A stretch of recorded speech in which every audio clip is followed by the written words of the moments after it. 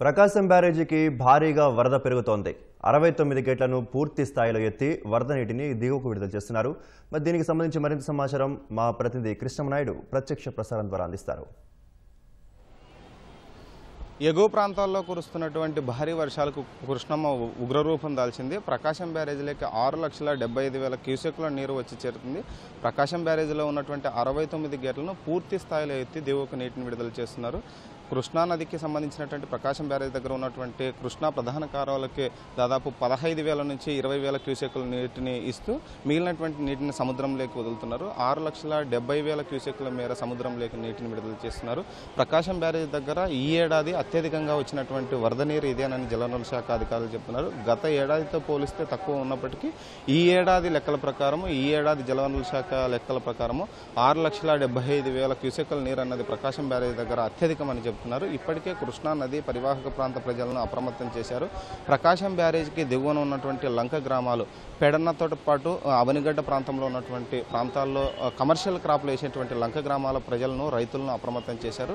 పరివాహక ప్రాంత ప్రజలు ఎవరూ కూడా నది వైపుకు వెళ్లకూడదని హెచ్చరికలు జారీ చేశారు. ఆయా ప్రాంతాల్లో రెవెన్యూ సిబ్బందితో పాటు మున్సిపల్ సిబ్బందిని కూడా అప్రమత్తం చేసి హెచ్చరిక బోర్డులు కూడా ఏర్పాటు చేశారు. ముఖ్యంగా కృష్ణా నది దిగువ ప్రాంతంలో ఉన్నటువంటి కొంత ప్రాంతంలో మత్స్యకారులు అధికంగా ఉన్నటువంటి పరిస్థితి ఉంది. ఆ ప్రాంతంలో మత్స్యకారులు ఎవరు కూడా వేటకు వెళ్లొద్దని కూడా ఇప్పటికే సూచనలు చేశారు.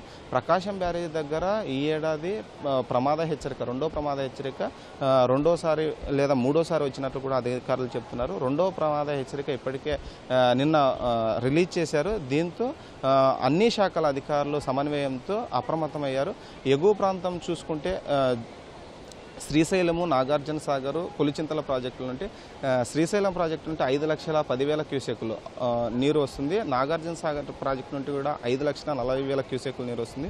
పులిచింతల ప్రాజెక్టు నుండి 6,00,000 క్యూసెక్ల మేర నీటిని విడుదల చేస్తున్నట్లు ఈ ఉదయం విడుదల చేసినటువంటి 6 గంటల డేటా ప్రకారం అధికారులు వెల్లడించారు. ఇటు జగ్గయ్యపేట నియోజకవర్గంలో కంచెకిచెర్లతో పాటు చందర్లపాడు మండలాల్లో లంక గ్రామాలు నదీ తీర ప్రాంతాలు కొంత ఇబ్బందులు పడుతున్నాయి. చందర్లపాడు మండలంలో 7 నాటు పడవలు కొట్టుకుపోయినట్లు కూడా మనకు సమాచారం ఉంది. దీంతో కొంత ఆందోళన కూడా వ్యక్తం చేస్తున్నారు. మైలవరం నియోజకవర్గంలో ఉన్నటువంటి ఇబ్రహీంపట్నం మండలం సమీపంలో ఉన్నటువంటి 3-4 లంక గ్రామాలు, చిన్నలంక, పెద్దలంక ప్రాంతాలు చాలా ఈ వరద ఉధృతికి ఎఫెక్ట్ అయినటువంటి పరిస్థితి. దీంతో ఇప్పటికే అక్కడ ఉన్నటువంటి రెవెన్యూ సిబ్బంది ఆయా గ్రామాల ప్రజలను పునరావాసాల కేంద్రాలకు కూడా తరలించినటువంటి పరిస్థితి ఉంది. సో ఏదైతే వరద ఉధృతి ఉందో ఈ వరద ఉధృతి ఇలానే కొనసాగేటువంటి అవకాశం ఉందని ప్రస్తుతానికి జలవనరుల శాఖ అధికారులు చెబుతున్నారు. ఇప్పటికే కృష్ణా జిల్లా యంత్రాంగంతో పాటు ఎన్టీఆర్ జిల్లా యంత్రాంగము పూర్తిగా అప్రమత్తత ఉంది. ఎన్టీఆర్ జిల్లా కలెక్టర్ లక్ష్మీష ఆదివారం నుంచి సమీక్ష సమావేశం నిర్వహిస్తున్నారు. ప్రత్యక్షంగా నదీ తీర ప్రాంతాల్లో పర్యటించి అక్కడ ఉన్నటువంటి అధికారులను అప్రమత్తం చేశారు. నదీ తీర ప్రాంతాల్లో ఎక్కడా కూడా ఎలాంటి అవాంఛనీయ సంఘటనలు జరగకుండా పూర్తి స్థాయిలో ఏర్పాట్లు చేయాలని, అప్రమత్తంగా ఉండాలని అధికారులకు ఆదేశాలు జారీ చేశారు. ఇటు విజయవాడ నగరంలో దుర్గా శరన్నవరాత్రి వేడుకలు జరుగుతున్నాయి. ముఖ్యంగా దుర్గమ్మ దర్శనానికి వచ్చేటువంటి భక్తులు కృష్ణా నది పవిత్ర స్నానం చేయడం అన్నది అతి ముఖ్యమైనటువంటి ఘట్టం. దీంతో కృష్ణా నదిలోకి దిగేటువంటి అవకాశం లేకపోవడంతో తీవ్రంగా కృష్ణమ్మ ఉగ్రరూపం దాల్చడంతో జల్లు స్నానం ఏర్పాటు చేశారు. ఇలాంటి పరిస్థితులు ఉంటాయన్న నేపథ్యంలో జిల్లా యంత్రాంగం అటు పోలీసు శాఖతో పాటు రెవెన్యూ సిబ్బంది, విఎంసీ సిబ్బంది, కలెక్టరేట్ సిబ్బంది ముందస్తుగా జల్లు స్నానం ఏర్పాటు చేశారు.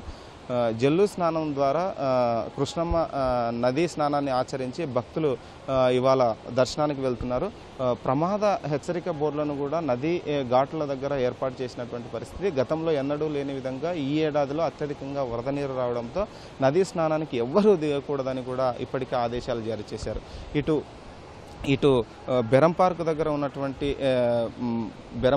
ఉన్నటువంటి పర్యాటక బోట్లను కూడా ఇప్పటికే తాళ్లతో కట్టివేసినటువంటి పరిస్థితి. బెరం పార్క్ దగ్గర కూడా అత్యధికంగా నీరు వచ్చి చేరడంతో పర్యాటక శాఖ కూడా అప్రమత్తమైంది. అటు భవానీ ఐలాండ్కి కూడా ఇప్పటికే బోట్లని అటువైపు వెళ్ళనట్లేదు. దాదాపు నెల నుంచి 2 నెలల దాకా ఇప్పటికే బోట్లు మూసుకుపోయినటువంటి పరిస్థితి.